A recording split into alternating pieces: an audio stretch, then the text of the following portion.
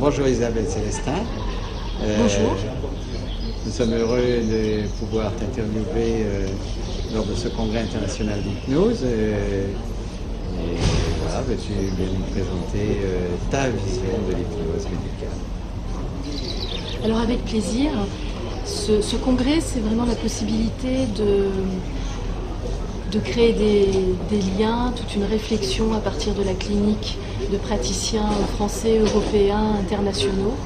Et je crois que c'est vraiment l'état d'esprit de l'hypnose, c'est de créer du lien. On le voit bien dans nos formations en hypnose. On arrive à rassembler différents professionnels qui vont apprendre à communiquer d'une façon particulière avec l'hypnose et qui donc vont apprendre à être en relation de façon particulière.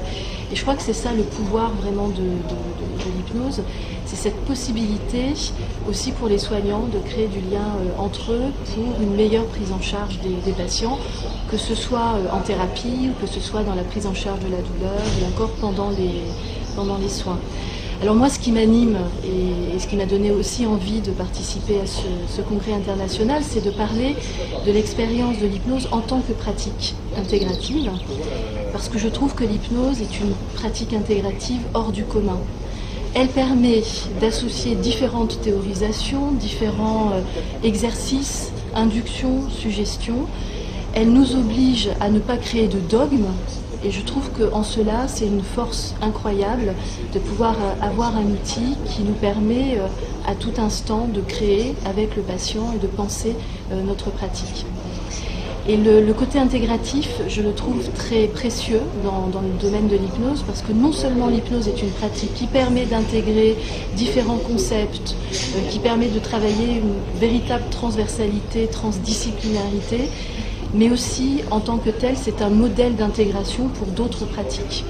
Actuellement, on est à un tournant où on voit bien que dans les services, on va avoir des personnes formées à l'hypnose, mais aussi à la méditation ou encore au massage.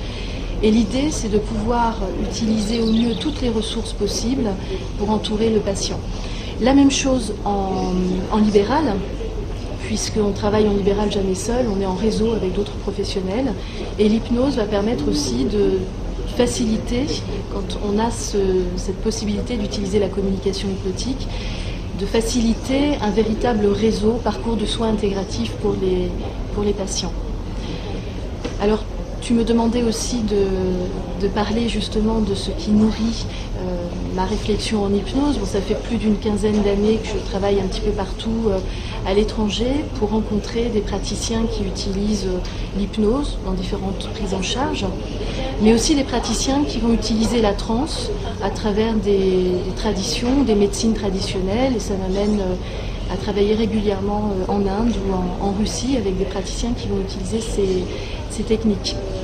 Ça m'a poussé à créer l'association Thérapie d'ici et d'ailleurs, qui est une association qui permet de regrouper, alors majoritairement nous sommes des hypnothérapeutes, mais de regrouper avec un comité scientifique international des soignants qui s'interrogent sur tout ce qui est universel et tout ce qui est ingrédient commun qui permet d'amener un patient à un moment donné à soulager une douleur ou ce qui permet à un patient à se détacher d'une émotion, à traverser une émotion qui va être plus difficile. Et donc cette association a pour but de créer, c'est un véritable think tank. On a créé un laboratoire d'idées où des neuroscientifiques, des hypnopraticiens, des spécialistes du yoga, des massages, de la méditation, français, américains, russes, suisses, indiens, enfin d'un petit peu partout, se réunissent physiquement dans notre centre à Paris, mais aussi via Skype, pour discuter de la pratique. On parle vraiment de la clinique, on parle de nos expériences, on brainstorm tous ensemble. On va ensuite intégrer certains exercices, par exemple de respiration à l'hypnose ou certains exercices de Qigong qui amènent une reposturation du patient pour lui permettre d'être dans une autre posture dans sa vie. On va pratiquer avec les patients et on revient, on en reparle ensemble. Donc il y a en permanence un ajustement entre la réflexion et ce brainstorming international, avec beaucoup de réflexions à partir de l'hypnose, mais aussi d'autres pratiques comme la méditation, le Qigong et le yoga, par exemple. Que dire sur la méditation et son engouement actuel?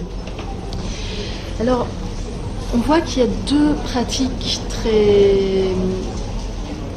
qui font l'objet de nombreuses recherches actuellement, l'hypnose, mais aussi la méditation.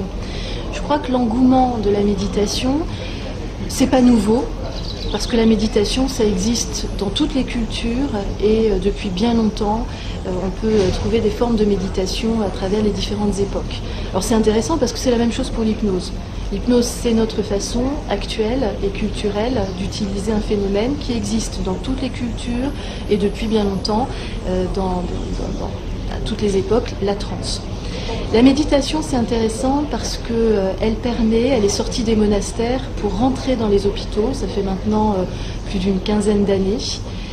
Et de façon très pragmatique, quand on propose la méditation à des patients douloureux, chroniques, ou quand on propose la méditation à des patients dépressifs ou anxieux, on voit que ces patients vont intégrer une façon d'expérimenter, de ressentir leur corps, mais aussi de changer le mode de relation aux autres et au monde aussi qui entoure.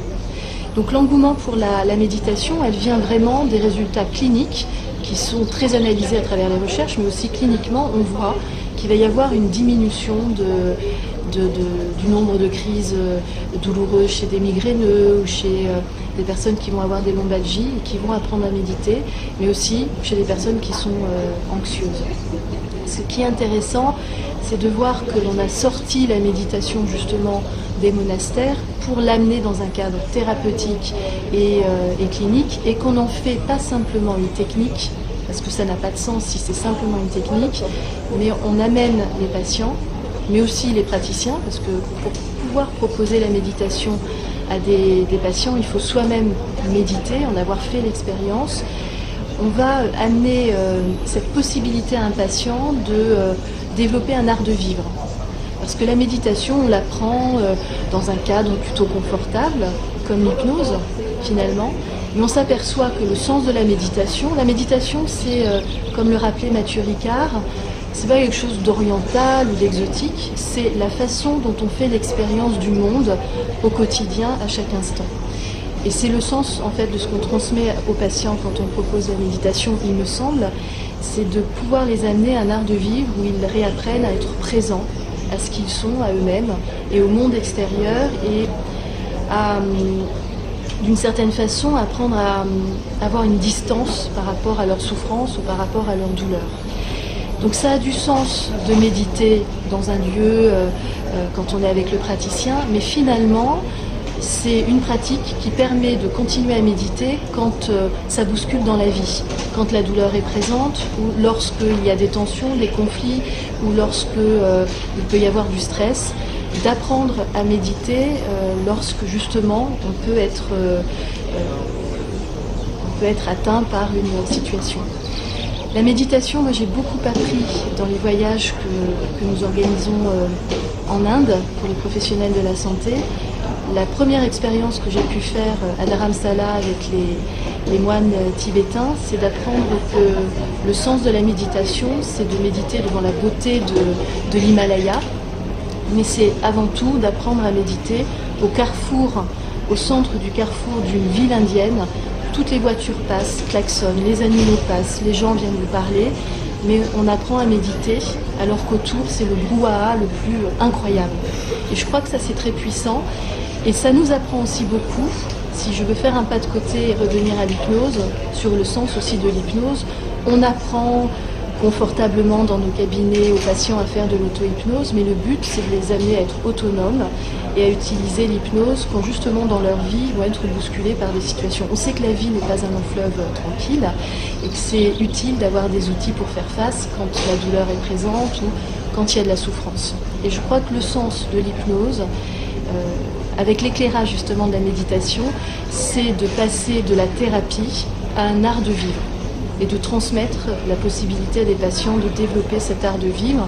Il y a différents chemins pour arriver au même endroit. Je crois que l'hypnose est un chemin extrêmement précieux, la méditation un autre, le yoga, le qigong, pour arriver à une posture dans la vie.